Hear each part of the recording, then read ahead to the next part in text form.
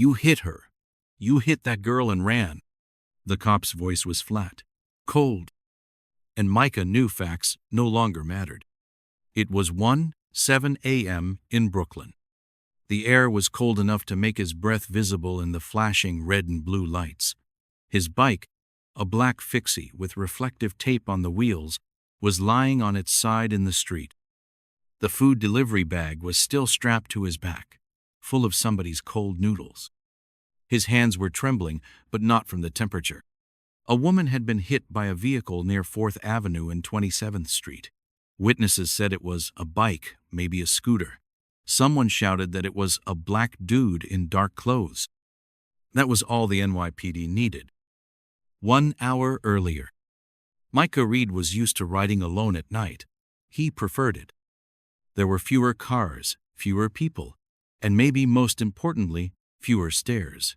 He was 23, wiry and fast, with sharp cheekbones and skin the color of polished mahogany.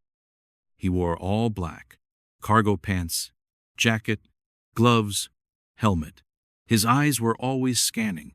Streetlights, alleys, headlights, cops. He didn't trust cops. Not because he had a record, he didn't.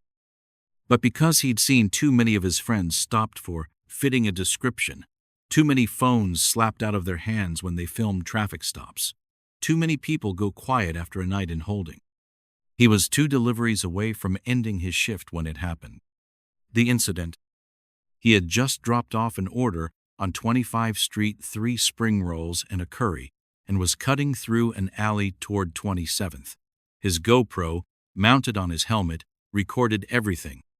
Not just for fun, for protection. The city was full of unpredictable drivers, angry pedestrians, and fake 911 callers. The footage had saved him more than once. As he turned onto 27th, he noticed the flashing lights ahead. Cops were already on scene. An ambulance, too. A crowd had gathered. Someone was lying in the street, a young woman, barely moving. Micah slowed his pace. He wasn't near her. He hadn't seen what happened. But then someone pointed. That's him. That's the guy on the bike. He turned just in time to see 2 officers break from the crowd and start toward him. Stop, right there. Hands up. Micah froze. His instinct said run, but he didn't. He raised his hands, got off the bike. I'm a delivery driver, he said, heart pounding. I didn't hit anyone. I just turned onto this street. They didn't care. The arrest. His bag was opened, his phone taken, his bike shoved into the trunk of a patrol car. A cop badge number 10,427. He remembered it pulled the GoPro from his helmet. Micah tried to speak. That has everything. It'll show I wasn't. But the cop cut him off. We'll check it at the station. He was cuffed. His helmet rolled into the gutter. The red tail light on his bike blinked twice, then died. The precinct. They booked him at the 78th precinct. No lawyer, no call, no rights read. He sat in a small gray room for hours, the cuffs still tight on his wrists. His palms had gone numb. At 4:19 a.m., an officer entered with a clipboard. Female victim, 17, minor head trauma. Says she didn't see the vehicle, but a witness claimed it was a black male on a bike. Sound familiar? Micah stared at him. I didn't do it. I was coming from a drop-off. Got proof? My helmet cam. The officer smiled like a shark. The file's corrupted. Cam got water damaged. Nothing usable. Micah blinked. That's not possible. It was working fine. It auto-uploads to my cloud. The officer raised an eyebrow. Then why didn't it? A call that never came. Micah's mother, Alicia, worked the night shift at a hospital in Queens. She didn't find out until noon the next day. A missed call. Then a message from an unknown number. Then her son's name on the NY Post website, under the headline, Bike hit and run. Police hold suspect in teen's injury. She nearly collapsed. No one believed him. In the following days, things got worse. His delivery app, Dash Wheels, deactivated his account. He couldn't work. The girl's parents were speaking to the media. They weren't angry, just heartbroken. She was walking home from a study session. We just want the truth. So did Micah. But the truth wasn't enough. The footage was gone. His GPS tracker had mysteriously stopped pinging during the exact 5-minute window when the crash happened. The cop who arrested him filed a statement claiming Micah was fleeing the scene and acting suspicious. Micah sat in a cell, watching his future crumble. The break. Then 7 days in, he got a visitor. She was 5'3", Latina, mid-30s, sharp eyes behind silver-rimmed glasses. Name's Layla Santos. I work with a nonprofit called Street Justice. We handle false accusations, especially involving delivery workers. You're not the first. Micah stared at her like she was made of light. They say your camera was damaged, she said. Let's find out if that's true. Backdoor evidence. Layla didn't waste time. She filed for discovery, pushed for footage, demanded access to Micah's cloud account. And guess what? The auto-upload logs were there. The camera had tried to sync the moment he turned onto 27th Street, but the footage stopped at the exact second Micah was detained. Someone had interrupted the upload. Layla's face went stone cold. They didn't just lose your footage, she said. They killed it. And now? Micah wasn't out yet. He had a bail hearing coming. No formal charges had been filed, but the DA was considering reckless endangerment. The girl was recovering. The city was watching. And Micah? Micah was preparing to fight back. Because they took his bike, his freedom, and his truth. But they didn't take everything. And Layla was about to prove it. I want you to remember something. Layla Santos leaned forward, her voice low but precise. They counted on you not having a voice. Micah nodded. He didn't trust many people, but her he was starting to. The setup. The morning after their first meeting, Layla arrived with her laptop, a mobile hotspot, and a thumb drive. She laid it all out on the steel table of the jail's visiting room like a surgeon prepping for operation. Micah stared at the folder she'd recovered. Autosync, 27th, night, zip. Not everything's there, she said, but some frames survived, just enough. Inside the folder were short bursts of GoPro footage, time-stamped, shaky but real, clear enough to show two key things. 1. Micah was on 25th Street at the moment of the crash.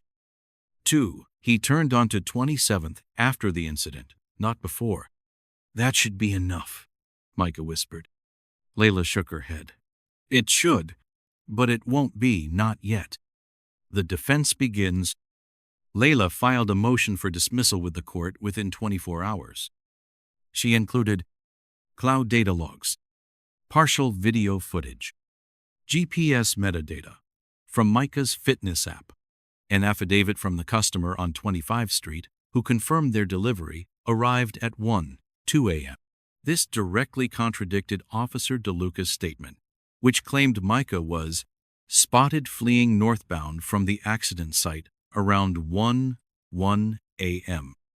But DeLuca had body cam footage, or at least he claimed to. Layla demanded to see it. The convenient glitch. At the pre-hearing, the ADA Assistant District Attorney played a clip from Officer DeLuca's body camera. It showed Micah being stopped, questioned, cuffed. But something was off. There were no visible timestamps, no audio for the first 10 seconds, and the footage started only after Micah was already dismounted from the bike. Where's the approach? Layla asked. The ADA cleared his throat. The first part glitched, corrupted during transfer. Funny, Layla said, stone-faced. That keeps happening. Media whispers. Layla did what any good strategist would. She leaked the story. Not to CNN, not to Fox, but to the City, a gritty, independent paper that thrived on exposing municipal messes. The headline the next day: Hit and run suspect or scapegoat. Delivery driver claims video was erased. The article included stills from the surviving GoPro clips, showing Micah approaching the scene, not fleeing it. Social media took off. Within hours, hashtags like Courier not criminal and Where is the footage were trending locally. Micah's Dash Wheels app account was reinstated. Journalists started asking the NYPD for comment. They didn't respond. Meanwhile, in the system, Micah was granted conditional release ahead of the next hearing. He walked out of Rikers with a busted chain on his wrist and 2 guards who refused to meet his eye. Outside, Layla was waiting with her car. "Don't say anything on socials," she warned. "They'll look for ways to use it against you." "I just want my bike," Micah muttered. Layla looked at him. "You want more than that. You want the truth. And I think we're getting close." The real witness. 3 days later, Layla found her next key, a woman named Ray Dunlap, who had been walking her dog on 27th Street the night of the incident. She hadn't spoken to police. No one had asked. But she saw everything. "I was across the street," Ray told her. "The girl wasn't hit by a cyclist. It was a moped, one of those app guys. No helmet. Blew right through the stop." Layla blinked. "You're sure?" "I'm damn sure. I screamed at him. He didn't even stop." Ray had even taken a blurry photo with her phone, a streak of red taillights, a distinctive decal on the jacket. Ezrush, another delivery app. A second suspect. Easy Rush denied involvement, said their records didn't show any courier in that area. Layla subpoenaed GPS logs. Got silence. So she filed a motion for an independent tech audit. That's when things shifted. The court ordered both Dash Wheels and Easy Rush to produce route data for every courier within a 5-block radius at 1:00 a.m. on the night in question. Easy Rush complied reluctantly. And there he was. D. Morales, operating under a false address, flagged for multiple customer complaints, and logged as being on 27th at exactly 1:41 a.m., the estimated time of impact. Morales had gone offline 30 seconds later. No explanation. No follow-up. Until now. The confrontation. In court, the ADA looked rattled. "The defense is now introducing a second suspect?" he asked, trying to sound outraged. Layla didn't blink. "No, Your Honor. We're introducing the actual suspect." She submitted the audit, the GPS data, and Ray Dunlap's testimony. The judge, a no-nonsense Bronx native with a sharp tongue, leaned forward. "Let me get this straight. You had a man in custody for 10 days, based on a witness description and corrupted footage, when another delivery driver with a record was in the exact location at the exact time and wasn't even interviewed?" Silence. "Then I'll review the motion." "And Micah?" He sat in the back, jaw clenched. It wasn't over, but the tide had turned. For the first time in weeks, he felt like someone was listening. Not just hearing, listening. But he also knew this wasn't just about him anymore. It was about every rider who'd been stopped for being in the area. Every delivery worker whose camera malfunctioned. Every black man who was told, "You fit the description." And in the next hearing, they were going to make it public. "We can settle this quietly." That's what the assistant DA said the morning of the final hearing. Micah sat beside Layla Santos in the echoey waiting room outside courtroom 7C. His knee bounced, not from nerves from restraint. He wasn't afraid anymore. He was done being silent. The DA leaned in. "No press, no cameras. We vacate the charges, seal the record, and walk away clean." Layla didn't answer right away. She looked at Micah. "This is your decision," she said. He stared at the white-tiled floor for a moment, then looked up. "No, I want them to hear it." The courtroom was packed. Left side, reporters, community organizers, delivery workers, in reflective jackets. Right side, NYPD reps, legal interns, tired public defenders. Front row, Micah's mother, holding a folder of his baby photos, like a shield. Judge Sorrento took the bench. Sharp eyes, crooked nose, known for cutting through legal noise like a knife through fruit. Layla stood. We are requesting full dismissal, with prejudice of all charges against Micah Reed, citing lack of credible evidence, fabrication of timelines, and suppression of key footage. She paused. And, Your Honor, we also ask the court to open an inquiry into the handling of digital evidence in this case, as it may indicate intentional tampering. Gasps. The ADA started objecting. We don't believe there's sufficient. Judge Sorrento raised one hand. Sit down. The evidence. Layla walked the courtroom through everything. The corrupted GoPro footage, the cut-off auto-upload logs, GPS pings showing Micah blocks away during the accident, eyewitness Ray Dunlap's statement, Ezrush audit logs placing another Courier D. Morales at the scene, Officer DeLuca's body cam footage mysteriously missing the first 10 seconds.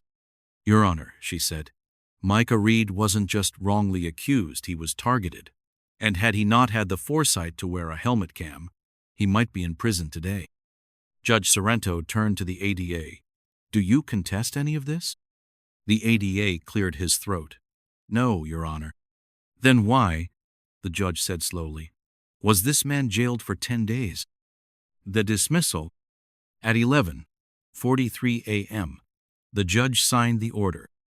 All charges dropped, case dismissed with prejudice. Micah exhaled like he'd been holding his breath for weeks. Applause broke out behind him. Cameras clicked. Phones recorded. But Layla wasn't done. I'd like to submit one more file, she said. A new version of the helmet cam footage, restored in full by digital forensics. The original video. On screen, Micah could be seen turning onto 27th Street after the crash. His GPS speed, 11 miles per hour. He wasn't fleeing. He was arriving. Just like he'd said all along. The fallout. Within days, headlines exploded. Courier cleared. Police under fire for mishandling evidence. Helmet cam exposes flawed hit and run arrest. Delivery driver almost jailed for crime he didn't witness. NYPD Internal Affairs opened an investigation. Officer DeLuca was placed on leave. Easy Rush suspended D. Morales' account and issued a statement, but Morales himself vanished off-grid, no known address.